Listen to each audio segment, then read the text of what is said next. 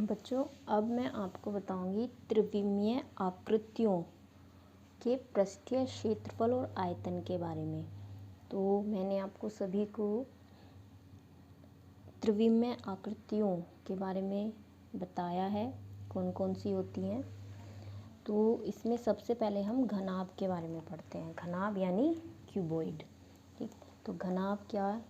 सबसे पहले घनाभ का पृष्ठीय क्षेत्रफल, घनाभ का पृष्ठीय क्षेत्रफल या संपूर्ण पृष्ठीय क्षेत्रफल, टोटल सरफेस एरिया, इसके बारे में जानते हैं। तो सबसे पहले पृष्ठ के बारे में बात करते हैं। पृष्ठ क्या होता है? तो मैंने आपको कल एक डेमो दिया था, उसमें मैंने आपको इस तरह से एक घनाभ को फैला के दिखाया था। अगर हम इसे फोल्ड करेंगे तो ये हमारा इस तरह से एक घन डब्बा बन जाएगा, घनाभ क्यूबॉइड। तो इसके सबसे पहले इसमें देखते हैं क्या चीज़ें हैं। देखो, ये हमारी 6 आयताकार पृष्ठों से बना है। 6 आयताकार पृष्ठ, 1 2 3 4 5 और 6। जब हम कोई भी डब्बा देखते हैं तो आपने नोटिस किया होगा, अगर मैं इसे डब्बे के रूप में फोल्ड करूं, कि इसके आमने सामने के जो पृष्ठ हैं वो बिल्कुल एक जैसे हैं। जैसे ये वाला पृष्ठ और ये वाला एक आमने सामने पड़ेंगे फोल्ड करने पर, इस तरह से ये वाला और ये वाला दोनों एक जैसे होते हैं। ये वाला पृष्ठ इधर वाले पृष्ठ के बराबर होता है बिल्कुल, और ये वाला पृष्ठ इस पृष्ठ के बिल्कुल बराबर होता है। तो फैलाने पर देखते हैं, इसमें ये वाला पृष्ठ जो है और ये वाला पृष्ठ एक जैसे माप के होंगे। ये पृष्ठ और ये पृष्ठ एक दूसरे के आमने सामने होंगे और बिल्कुल एक जैसे होंगे, और इसी तरह से ये पृष्ठ इस पृष्ठ के सामने पड़ेगा और ये दोनों बिल्कुल एक जैसे होंगे। तो आपने डिब्बे में नोटिस किया होगा। अब अगर मैं इस आयत की लंबाई L और चौड़ाई B लूँ तो जो इसकी माप होगी वही इस आयत की माप होगी। तो इन दोनों की माप एक जैसी होगी। जो ये आमने सामने पड़ेंगे, ये वाला और ये वाला, ये इन दोनों की माप एक जैसी होगी। इसी तरह से ये दो फोल्ड होके एक दूसरे के आमने सामने आएंगे, इनकी माप भी बिल्कुल एक जैसी होगी। तो इस तरह से ये 6 पृष्ठों से मिलके बना, और 6 पृष्ठ में से 3 अलग अलग माप के ये पृष्ठ हैं। तो संपूर्ण पृष्ठीय क्षेत्रफल में क्या करेंगे, हर पृष्ठ का क्षेत्रफल लेते हैं। संपूर्ण पृष्ठीय क्षेत्रफल यानी पूरा पृष्ठों का क्षेत्रफल। तो हर पृष्ठ यानी 6 के 6 पृष्ठों का क्षेत्रफल हमें इसमें लेना है।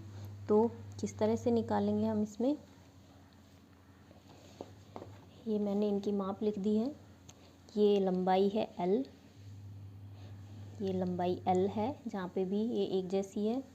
ये चौड़ाई B है जिस भी पृष्ठ में आ रही है, और ये ऊंचाई है H, को दिखाई दे रहा होगा।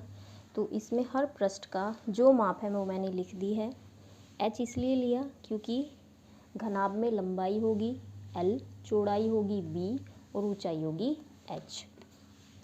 इस तरह से फोल्ड करें अगर, तो इसकी लंबाई होगी L, चौड़ाई होगी B और इसकी जो ऊंचाई होगी वो होगी H। तो इस तरह से इसमें 3 मापें होंगी, लंबाई, चौड़ाई और ऊंचाई। तो हर पृष्ठ की मैंने माप लिख दी है इसके ऊपर कि कौन से पृष्ठ में कौन सी माप आई हुई है। तो हर पृष्ठ का मैं क्षेत्रफल निकालूंगी, क्योंकि हमें पता है कि हर पृष्ठ आयताकार है। तो आयत का क्षेत्रफल होता है उस आयत की लंबाई गुणा उस आयत की चौड़ाई। तो सबसे पहले हम ये आयत लेते हैं, इसकी लंबाई है L और इसकी चौड़ाई H है। तो लंबाई गुणा चौड़ाई यानी L गुणा H बराबर LH। तो इस पृष्ठ का क्षेत्रफल होगा LH। इसके बिल्कुल एक जैसा होगा ये वाला, इसकी भी लंबाई L है और चौड़ाई H है, तो इसका भी क्षेत्रफल होगा LH। इसी तरह से ये दोनों एक जैसे होंगे, तो इसकी लंबाई L और चौड़ाई B है, तो क्षेत्रफल होगा L गुणा B यानी LB। इसके सामने ये पृष्ठ पड़ेगा तो इसका क्षेत्रफल भी यही होगा LB। अब आमने सामने वाले इसकी लंबाई b और चौड़ाई h, तो इसका क्षेत्रफल होगा BH और इसका भी क्षेत्रफल होगा BH। तो दो भी ये सभी हमें प्लस करने होंगे, सभी पृष्ठों के क्षेत्रफल को प्लस करने पर हमारा घनाभ का पृष्ठीय क्षेत्रफल कितना आएगा, बराबर 2 बार LB आया है 2LB प्लस 2 बार BH आया है 2BH प्लस 2 बार LH, इसको मैं HL लिखूँगी 2HL। अब ये 2 सभी के साथ आया हुआ है तो क्या लिखेंगे हम, 2 गुणा ब्रैकेट में LB plus BH plus HL। और चूँकि क्षेत्रफल है तो इसका मात्रक आएगा वर्ग इकाई।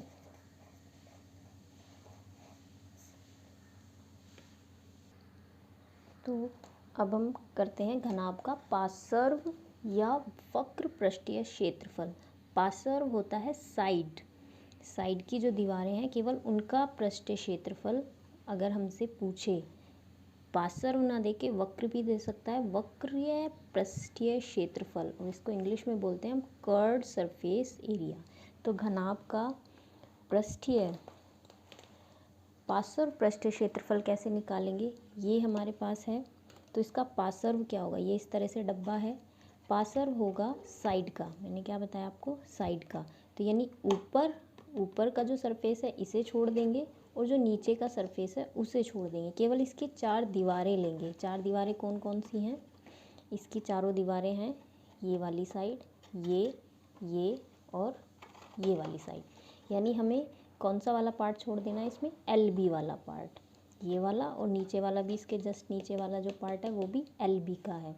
तो इसमें से हम क्या करेंगे, ये वाला जो पोर्शन है LB वाला इसे हटा देंगे। तो पार्श्व पृष्ठीय क्षेत्रफल में क्या आएगा, 2 इंटू BH प्लस HL। तो ये हमारा होता है घनाभ का पार्श्व पृष्ठीय क्षेत्रफल, ठीक है। और चूंकि ये भी क्षेत्रफल है तो इसका मात्रक भी आएगा वर्ग इकाई।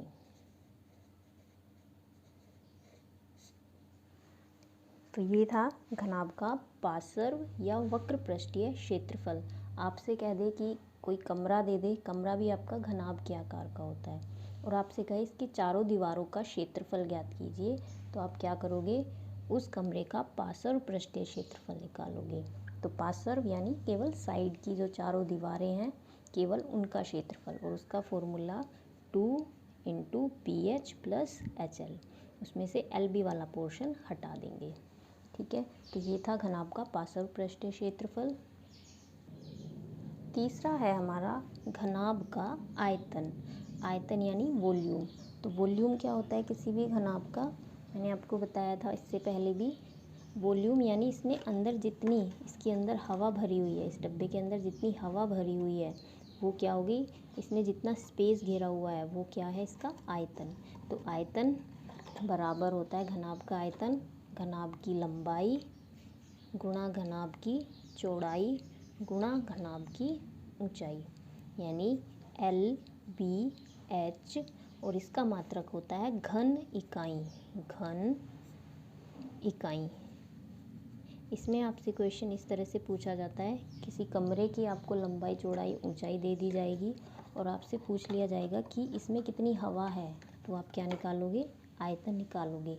कोई आपको डब्बा दे दिया जाता है कि इस डब्बे में कितना लिक्विड है, तो आप कैसे निकालोगे, उस डब्बे की लंबाई गुणा चौड़ाई गुणा ऊंचाई, ठीक है। तो घनाभ का आयतन। Okay students. बच्चों सेकंड है हमारा घन क्या होता है, क्यूब यानी ऐसी डब्बा जिसकी लंबाई चौड़ाई और ऊंचाई तीनों आपस में बराबर होती है। इसका मैंने कल आपको बताया था। इसमें भी वही है, 6 पृष्ठ होते हैं, 1 2 3 4 5 6। तो घन भी हमारा 6 पृष्ठों से मिलके बना होता है, घनाभ भी 6 पृष्ठों से मिलके बना होता है। दोनों में अंतर क्या है, घनाभ का प्रत्येक पृष्ठ आयताकार होता है और घन का प्रत्येक पृष्ठ वर्गाकार होता है। वर्ग आप सभी को पता है, वर्ग जिसकी चारों भुजाएं आपस में बराबर होती हैं। तो घन का प्रत्येक पृष्ठ वर्गाकार होगा। अगर हम इसकी एक भुजा को डी ले लें, अगर एक भुजा को समान लंबाई की हम इसमें भुजा लेंगे तो इसका क्षेत्रफल क्या होगा। अगर मैं डी ले लेती हूँ या सपोज़ करो ए ले लेते हैं, क्योंकि नॉर्मली हमें बुक्स में ए ही मिलेगा, तो इसकी प्रत्येक भुजा ए है। ये जो घन बनेगा तो इसकी प्रत्येक भुजा कैसी होगी, इसकी प्रत्येक भुजा ए इकाई की होगी, इस तरह से बनेगा। तो अब इसका पृष्ठीय संपूर्ण पृष्ठीय क्षेत्रफल, तो संपूर्ण पृष्ठीय क्षेत्रफल यानी 6 पृष्ठों का क्षेत्रफल। तो प्रत्येक पृष्ठ का क्षेत्रफल इसमें कितना आएगा, वर्ग का क्षेत्रफल आपको पता है कितना होता है, भुजा गुणा भुजा यानी ए गुणा ए का स्क्वायर। तो इसका प्रत्येक पृष्ठ का क्षेत्रफल कितना होगा, ए स्क्वायर होगा। प्रत्येक पृष्ठ का क्षेत्रफल ए स्क्वायर। और कितने पृष्ठ हैं इसमें, 6 पृष्ठ। तो इस 6 को प्लस करोगे तो घन का संपूर्ण पृष्ठीय क्षेत्रफल किसके बराबर होगा, 6a स्क्वायर। और ये भी पृष्ठीय क्षेत्रफल है तो इसका मात्रक क्या आ जाएगा, वर्ग इकाई।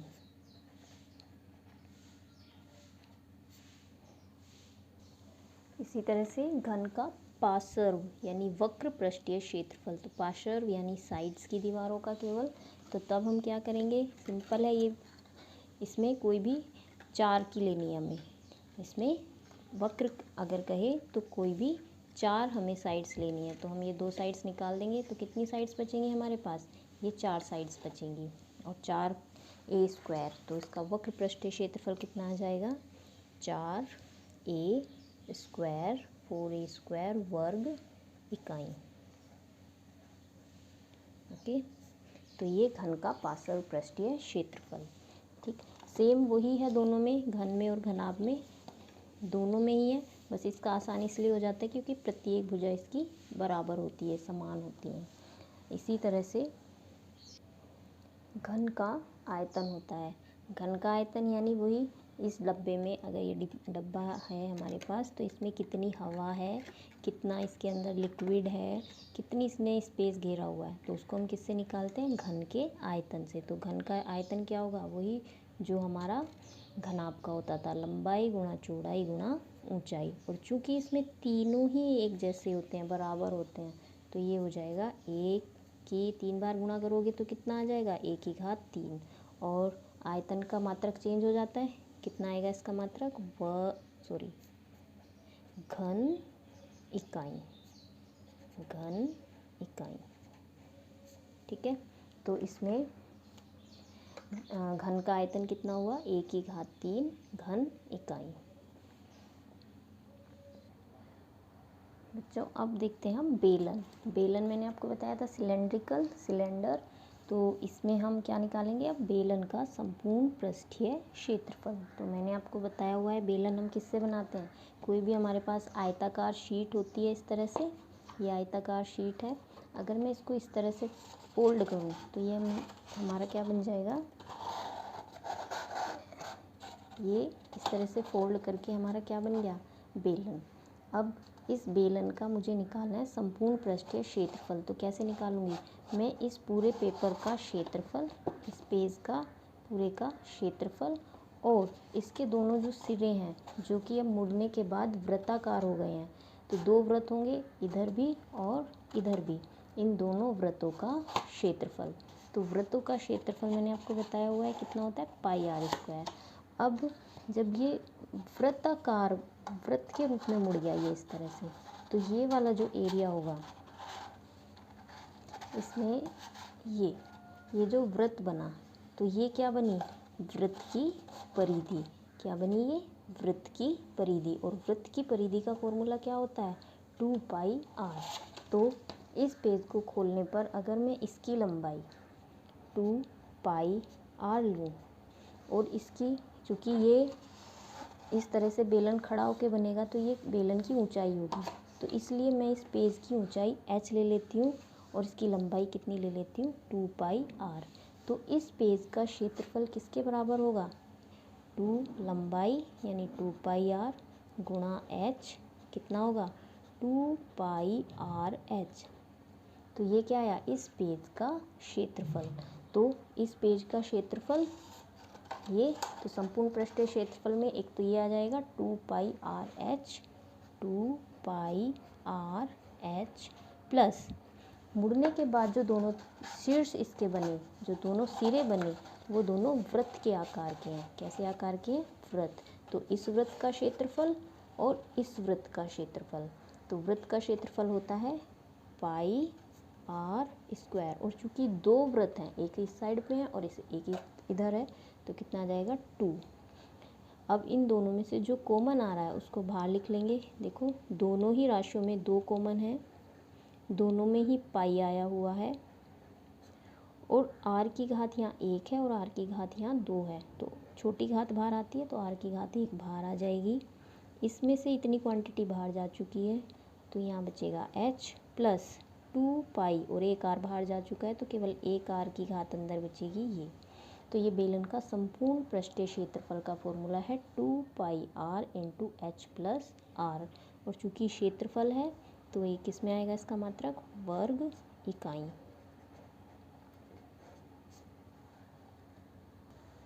अब बच्चों देखते हैं बेलन का पार्श्व या वक्र पृष्ठीय क्षेत्रफल। तो पार्श्व यानी कि केवल जो उसका साइड का है, तो ये बेलन था तो हमें केवल पार्श्व का देखना है, यानी कि इसकी जो गोलाई वाला हिस्सा है केवल वो देखना है, पार्श्व साइड वाला। ठीक है, इसको ऐसे खड़ा करते हैं तो ये पार्श्व, केवल हमें इसका क्षेत्रफल निकालना है। तो हमें पता है पार्श्व हिस्सा जो बना है वो हमारा किससे बना है, इस आयताकार शीट से बना है। और इस आयताकार शीट का क्षेत्रफल अभी मैंने आपको निकाल के बताया 2πr/h। तो कितना हो जाएगा इसका पार्श्व पृष्ठीय क्षेत्रफल 2πr/h, खाली इतना होगा। और चूंकि क्षेत्रफल है तो इसका मात्रक होगा वर्ग इकाई।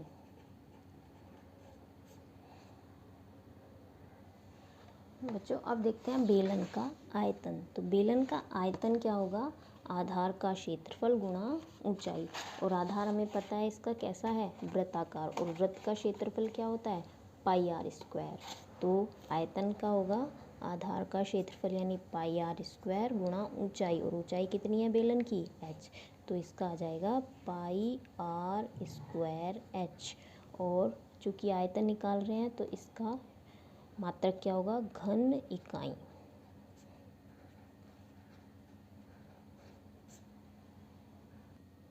बच्चों अब हम देखते हैं शंकु। तो शंकु के बारे में मैंने आपको बताया था। शंकु मैंने ये एक वृत्त काटा था और वृत्त में से हमने ये हिस्सा अलग कर दिया था इस तरह से, और इसको मोड़ के, इस तरह से मोड़ के हमने क्या बनाया था, शंकु। ये क्या होता है, शंकु।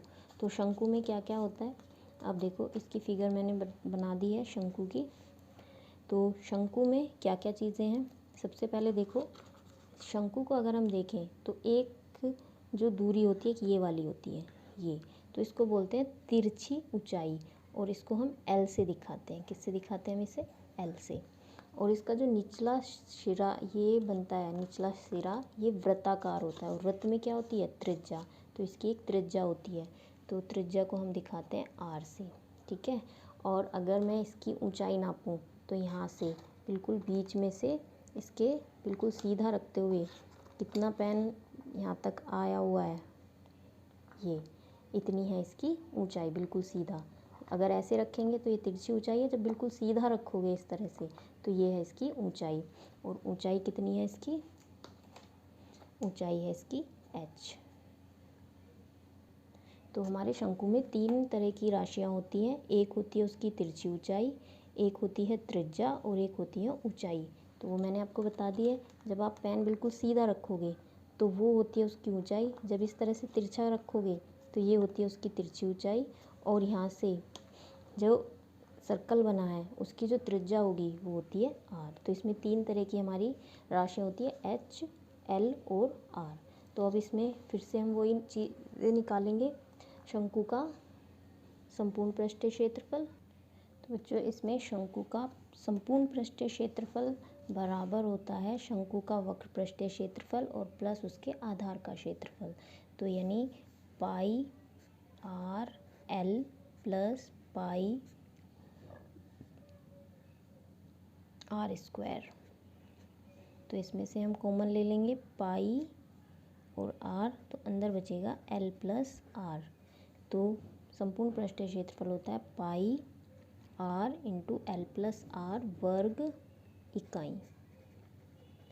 और इसका वक्र पृष्ठीय क्षेत्रफल यानी इसके चारों तरफ का जो ये वक्र है खाली, इसका क्षेत्रफल वक्र पृष्ठीय क्षेत्रफल क्या होगा पाई आर एल, और इसका मात्रक भी क्या होगा वर्ग इकाई।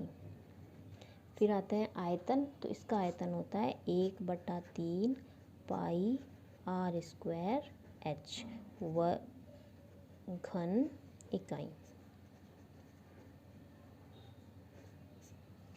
ओके, तो ये हमारी जो हमने ठोस अपनी त्रिविमीय आकृतियाँ पढ़ी थी, उन सभी का हमने संपूर्ण पृष्ठीय क्षेत्रफल, वक्र पृष्ठीय क्षेत्रफल और आयतन सीखा। इन सभी फॉर्मूलाज को आप सभी लर्न कर लेंगे अच्छे से।